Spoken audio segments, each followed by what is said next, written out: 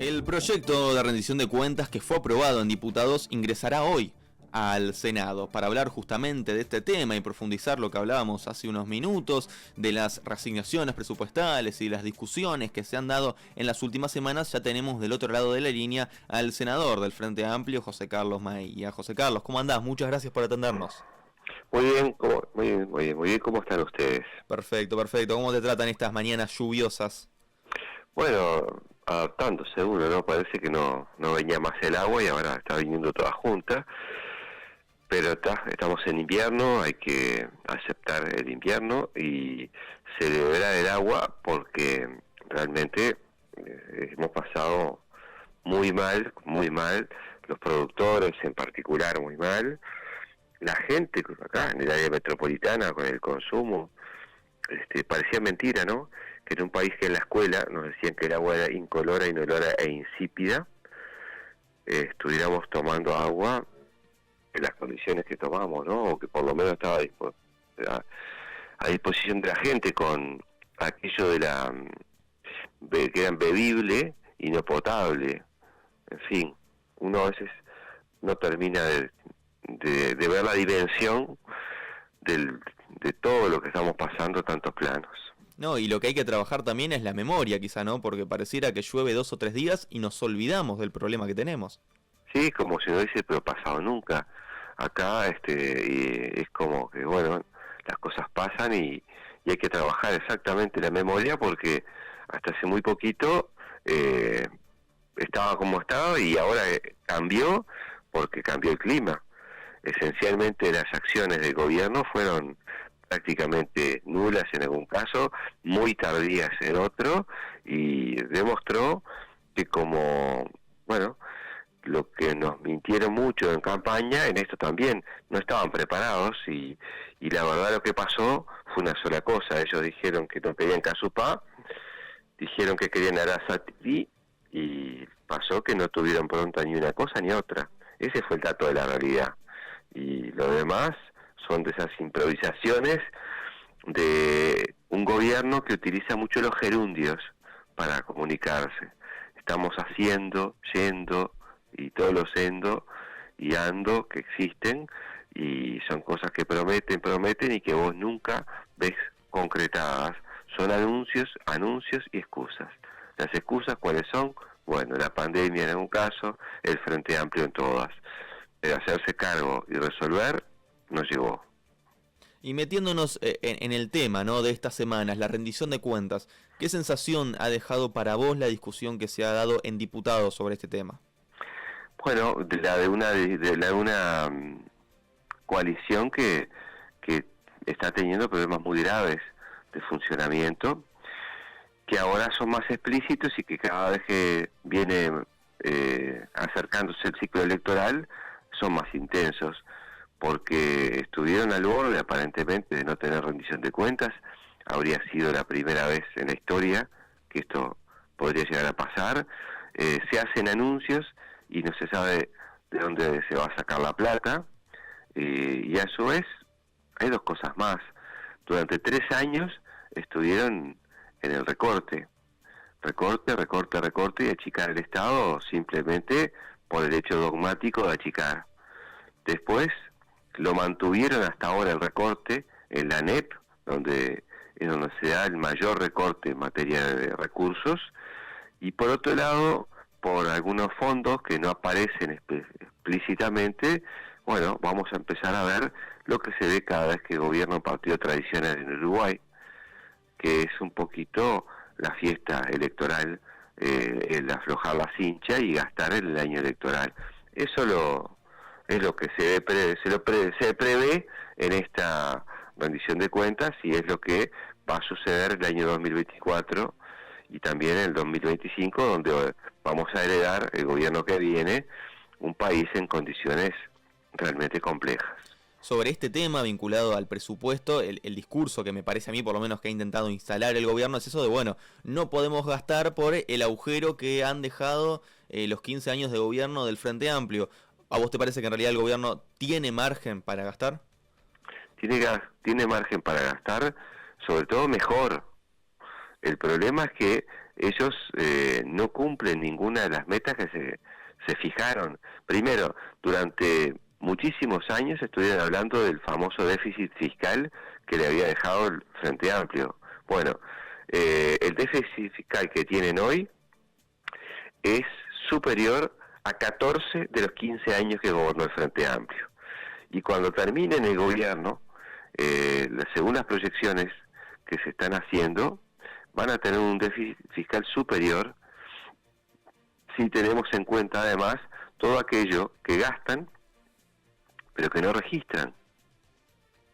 Y claro, que no lo registren en los términos que tienen que registrarlo para que no le aparezcan, valga la redundancia de palabras, registrado como déficit fiscal, pero no cumplieron la meta fiscal que se plantearon, aumentaron la deuda externa del país, aumentaron la deuda social porque hay más cantidad de pobres, más cantidad de gente con dificultades de acceso al trabajo, peor calidad del trabajo, peor distribución de la riqueza, porque lo que sí hicieron fue, en el momento que creció el país, bueno, los que mejoraron, los que crecieron, fueron aquellos a los que favorecieron, los que el presidente denominó Maya Oro, los que dijo que iban a derramar riqueza en el Uruguay y que solo derramaron riqueza en su propio bolsillo.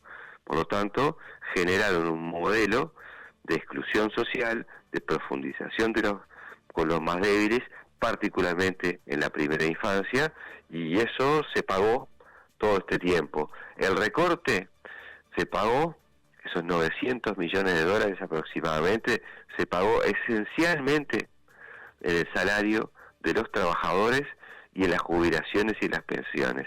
De ahí salió el recorte.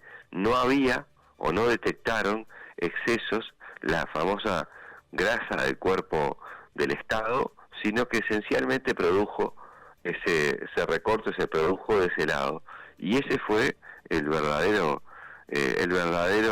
ejemplo de un gobierno neoliberal, la verdadera cara de lo que gobiernan, lo que dicen es una cosa y lo que hacen es otra. ¿Y cómo se ven desde afuera los cruces que han habido, no? Llamémosle al cruce que hubo entre educación y el Poder Ejecutivo, o al cruce entre Cabildo Abierto y sus compañeros de la coalición. Ha sido una rendición de cuentas tensionada, ¿no? Sí, a ver, es donde muestra mayor debilidad esta última, porque claro, tienen algunos la necesidad de marcar perfil, porque si no quedan muy atrás del herrerismo. Es una coalición que, digamos, es un poco luisista, diciendo, o cuquista, diciendo algunos, siguiendo algunas líneas de quienes determinan forma de marcar quiénes son. Es decir, la presencia del presidente y el herrerismo es tan excluyente que ha llevado a algunos sectores a intentar marcar visibilidad de alguna manera, y por eso Cabildo Abierto sale a hacer compromisos públicos que no tienen, reitero, sostenibilidad en la propuesta de rendición de cuentas, porque yo me imagino que no irán a sacar plata de, por ejemplo, de la Universidad de la República, que tiene un crecimiento en las zonas del interior, particularmente en el litoral norte, de personas que empezaron a estudiar o tienen inversiones muy importantes de la universidad que tiene que terminar. En fin, ojalá no metan mano para hacer lo que quieren hacer de asignaciones estratégicas, como puede ser la educación, la salud y demás, pero no se sabe de dónde va a sacar plata y de dónde termina esta pulseada, porque a la larga es una pulseada entre Manín y Ríos y el Poder Ejecutivo. Los colorados están más en otra y bueno, tienen una experiencia mayor en el tiempo de lo que son las coaliciones, aunque bueno, en esta etapa están bastante debilitados como partido y bueno, tienden a aceptar más fácilmente lo que se imponga el herrerismo, ¿no? Y en esto de Cabildo Abierto, de marcar perfil, ¿te parece que este proyecto de Cabildo de reestructuración de deudas es, como han dicho algunos legisladores, un proyecto hecho para no ser votado y para salir intencionalmente a recoger firmas? No tengan dudas, es parte de la campaña electoral de Cabildo Abierto. Y repaso, Cabildo Abierto presentó un proyecto que se votó, volvió a sala, y después el Frente Amplio presentó una alternativa, tuvo toda la disposición de acordar con Cabildo Abierto una propuesta común, se trabajó, y bueno, y después en determinado momento se ve que leyendo las encuestas decidieron salir con una propuesta propia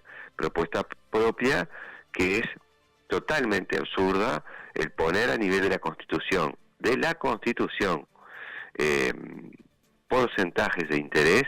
Es un disparate.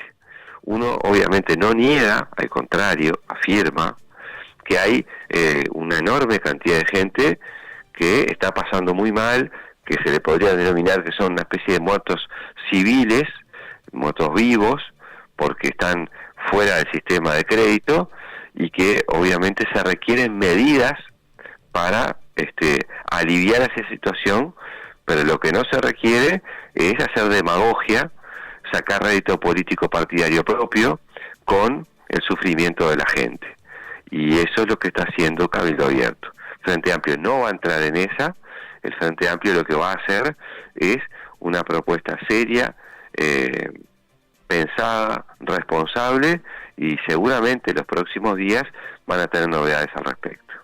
Bueno, y te hago la última vinculada a Cabildo Abierto, pero bueno, siendo canario me veo en la obligación de comentarte esto. Ayer Álvaro Perrone, diputado de Cabildo Abierto, hablaba de que la intendencia de Canelones es la más recuperable que tiene la coalición, que hablaba de que pelear la intendencia de Montevideo es tirarle piedras a la luna, pero que la intendencia de Canelones es recuperable por parte de la coalición. ¿Compartís esto? ¿Estás de acuerdo? ¿Crees que el Frente Amplio tiene posibilidades de perder la intendencia de Canelones más que la de Montevideo? Yo no la veo, pero bueno, el Perrone se ve que es un hombre optimista o quiere transmitirle optimismo a su gente, y me parece bien. Canelones está muy consolidado como el Frente Amplio en Canelones. Es un abismo lo que encontró el Frente Amplio cuando gobernaban los blancos y los colorados a lo que es hoy. Canelones se ha transformado mucho y para bien. Hay obras en todo el departamento, hay una mejora en la calidad de vida de los canarios, una gran cantidad de gente, y cada día más gente se va a vivir a Canelones, particularmente a las zonas costeras, donde obviamente cuando más gente entra a vivir, más servicios se requieren, y siempre hay déficit en esta materia, pero creo que tenemos un partido con mucha consolidación territorial, creo que hemos hecho mucha obra durante muchos años, y tenemos a su vez compañeras y compañeros que hemos trabajado mucho en el departamento, y no veo del otro lado una decisión de tener un liderazgo fuerte. Es más, hoy en el diario El País, creo que fue, sacó una nota que están viendo cómo armar la coalición en Canelones para enfrentar al Frente Amplio. Yo no sé cómo se van a hacer para ponerse de acuerdo el Partido Nacional, Cabildo Abierto y los Colorados en 3 candidatos. Yo no la veo fácil. ¿Cómo hacen los blancos para sintetizarse todos en un solo nombre? O si los blancos y los colorados o los cabildantes se bajarían de tener candidato propio para ir atrás directamente de un blanco en el departamento.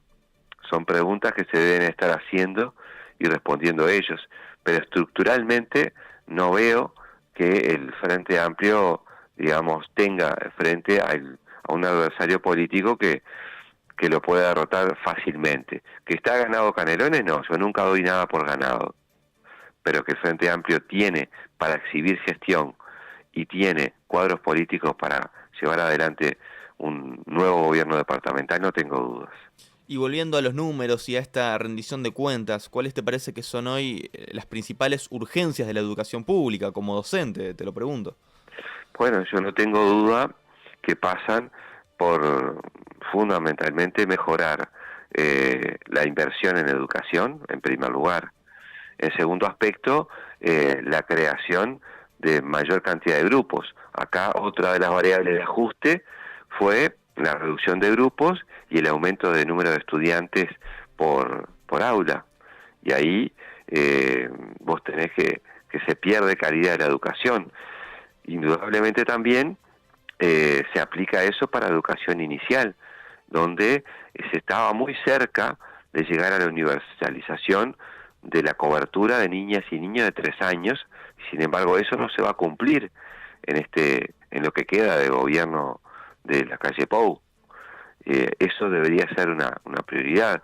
Y en materia de educación, veo que hay muchos anuncios, muy pocas concreciones, y lo peor de todo es que lo estructuralmente a cambiar lo dejaron por el camino, lo anunciaron como cambios en la campaña y tampoco cumplieron.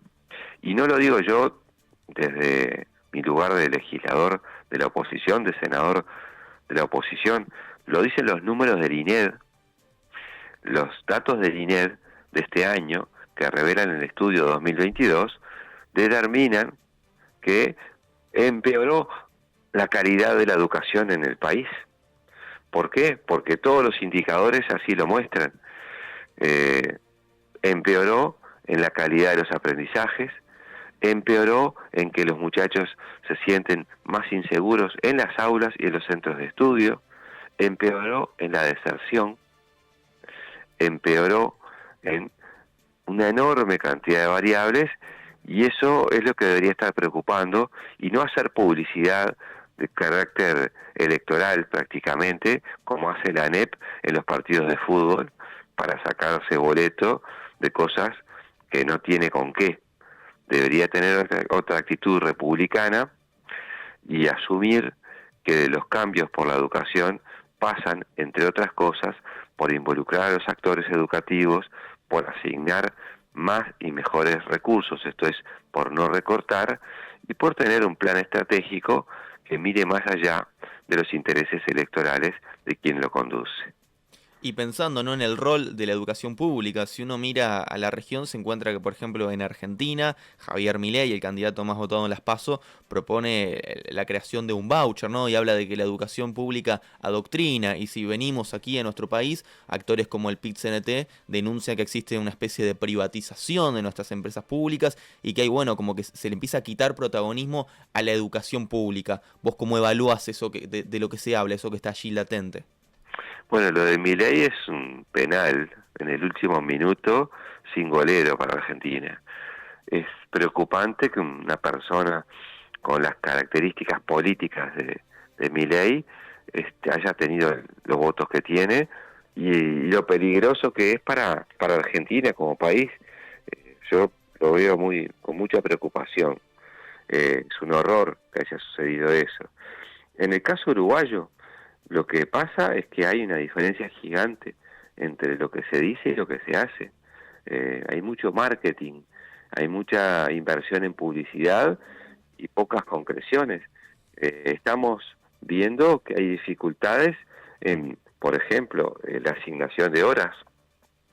Hasta el día de hoy, la gente ve que hay materias que siguen los profesores sin asistir porque no se asignaron los docentes. Y no son 1 o 2, son miles de horas que pasa eso. Hasta el día de hoy, que estamos en agosto, tenemos problemas de violencia y tenemos problemas de tener un sistema educativo que mira con recelo a sus docentes. El último episodio del subdirector del Liceo de Maldonado, que iba a ser fue entrevistado por colegas de ustedes, sobre el impacto que le suponía al liceo la muerte violenta de esta joven, del femicidio que se dio en Maldonado, y la descripción que hizo él de todas las situaciones de violencia con las que tienen que lidiar decenas y decenas de directores a lo largo y ancho del país. En vez de generar una jornada de reflexión para las autoridades de la ANEP, generó una reprimenda para el subdirector, generó algo que no debería haber generado nunca. preocupación porque salió a decir lo que estaba pasando en los centros de estudio. En fin, es un clima, digamos, de tensión, es un clima de querer atemorizar y evitar que los docentes digan, los trabajadores de educación digan lo que efectivamente se tienen que enfrentar en sus aulas, en sus centros de estudio, todas las semanas. Y muchas veces no salen a decir lo que pasa por temor a la represalia administrativa.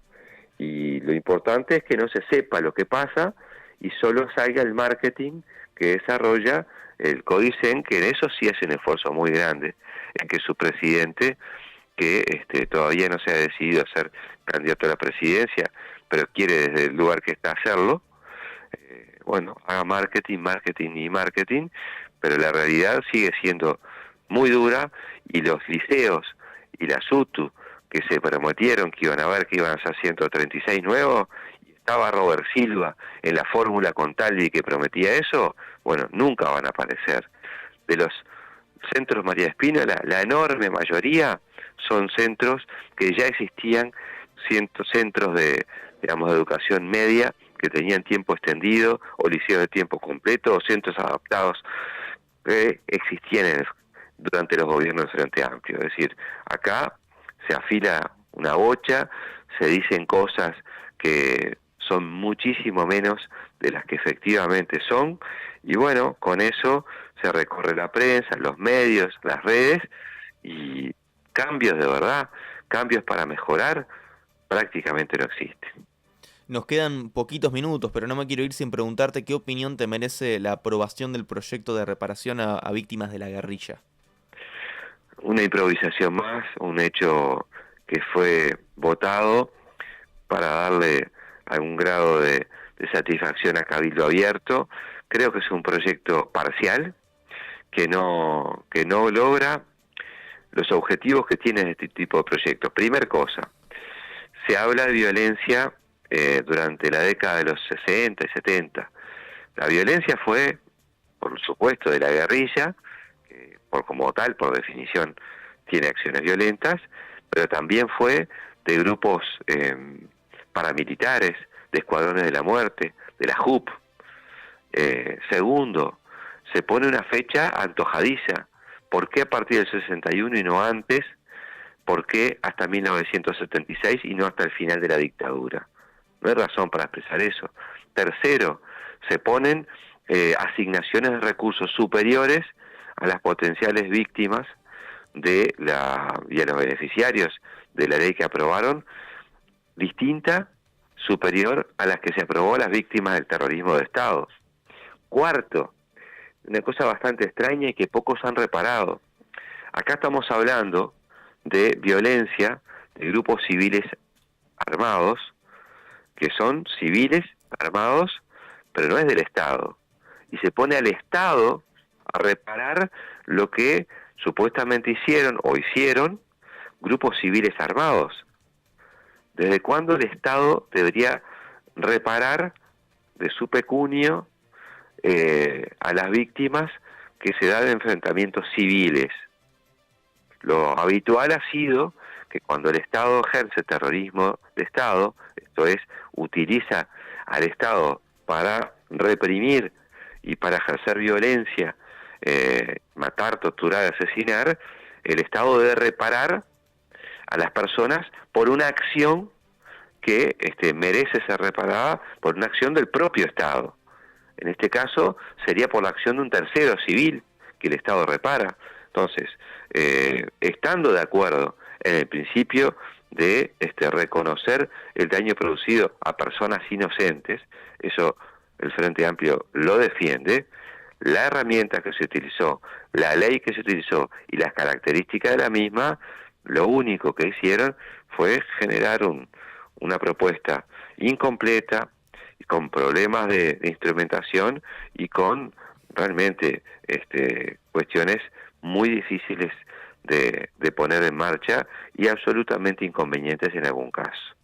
José Carlos Maía, senador del Frente Amplio, muchas gracias por estos minutos. Gracias a ustedes, les mando un fuerte abrazo a ustedes y a toda su audiencia.